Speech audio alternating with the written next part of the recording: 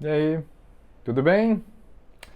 Então, eu já contei pra vocês que agora eu tenho um cachorro, né, o Bento, que é um Border Collie, e por conta dele eu tô aprendendo algumas questões sobre como funciona o condicionamento desses animais, né? E o que eu achei mais interessante dentro desse processo de aprendizado, de lidar com ele, é que eu percebi que existem muitas coisas semelhantes entre os cachorros e os seres humanos. E uma das questões que eu achei muito legal é que os cachorros eles funcionam por condicionamento emocional.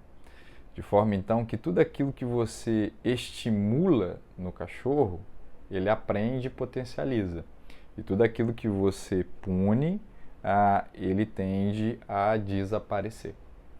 Então é um processo relativamente simples, que você precisa de alguma maneira fazer com que ele repita, repita, repita, até que aquilo se torne um hábito. Então uma questão muito simples que eu aprendi aqui é que se eu quero um cachorro mais tranquilo, por exemplo, eu não posso estimular a ansiedade e a atividade dele. Então quando ele chega em casa, ou quando a gente chega em casa, ele já quer pular em cima da gente, quer agitar porque ele está ansioso, né? Mas se todas as vezes que eu faço isso, eu vou lá e passo a mão na cabeça dele, digo lá, abraço, levo para cima, pulo para cima do sofá com ele, isso só estimula a agitação. Então, se eu quero que ele se comporte, então num primeiro momento eu não posso estimular esse comportamento. Então, eu ignoro no início, espero que ele se acalme, que ele encontre o equilíbrio dele, e a partir do momento que ele encontra o equilíbrio, eu recompenso. Aí eu vou lá, passo a mão na cabeça, digo que está tudo bem. E aí o que, que ele entende? Ele entende, se eu ficar tranquilo, eu recebo carinho. Se eu não ficar tranquilo, se eu ficar agitado, eu não recebo aquilo que eu quero. Então, o estímulo, a recompensa ao comportamento condiciona. Se todas as vezes eu faço isso, ele começa a entender assim, ficando quietinho é melhor. Entende isso? E aí grave uma informação importante. Os cachorros estão sempre treinando. O cérebro funciona sempre para o condicionamento. De forma que todas as oportunidades, você fala assim, agora eu estou treinando, agora não estou treinando, não, você está treinando o tempo inteiro, porque ele está registrando isso o tempo inteiro. E nós também somos assim.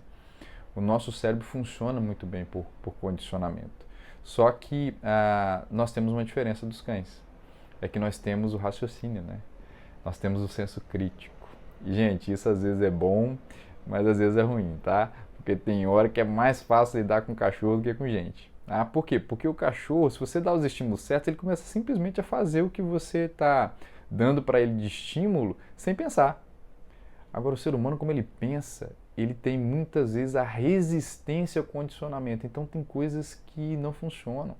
A pessoa que tem dificuldade de ir para a academia, ela tem um monte de desculpa para dar para não ir. Quem não gosta de comer de forma saudável tem um monte de desculpa para dar, porque comida saudável é ruim, porque isso não é bom, porque isso não é aquilo outro e tal. Ele tem um monte de desculpa. Então, é difícil condicionar quando você tem esse senso crítico operando contra você.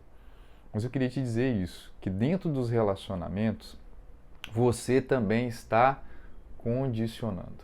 Você está condicionando seu cônjuge, você está condicionando seu filho, e isso gera uma dinâmica que talvez não seja interessante para você.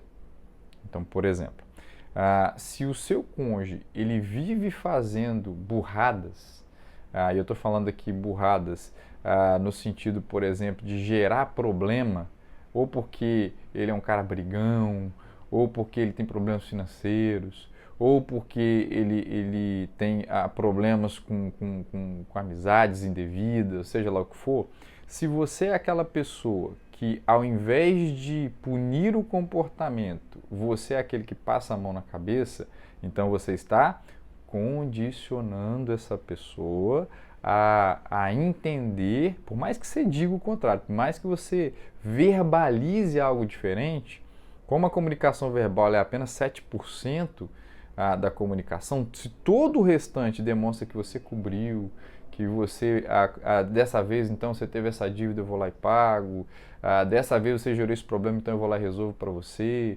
Então tudo isso condiciona essa pessoa a entender assim, sempre que eu tiver um problema, é só apertar esse botãozinho aqui que resolve. Isso é intuitivo. A pessoa nem faz isso por mal, mas ela percebe que se ela, por exemplo, se fizer de vítima, você vai lá e passa a mão na cabeça. Ô, coitadinho, né? Deve estar sofrendo. Tá? Só que isso só reforça o condicionamento de vítima. Então, todas as vezes, por exemplo, que eu quiser algo, é só me vitimizar. Por quê? Porque alguém vai ver que eu estou coitadinho, passa a mão na minha cabeça e me dá o que eu quero. Resultado, a partir do momento que esse comportamento foi recompensado, ele vai se repetir. E, gente, isso acontece entre cônjuges, acontece entre pai e filho, mãe e filho, isso é extremamente comum. Então, preste atenção, por quê? Porque nós estamos sempre treinando, sempre. E aquilo que você está fazendo ou está gerando para o indivíduo, para aquela pessoa com quem você está se relacionando, a percepção de que esse comportamento deve ser mantido, ou, dependendo da situação, você pode começar a desestimular o comportamento ruim.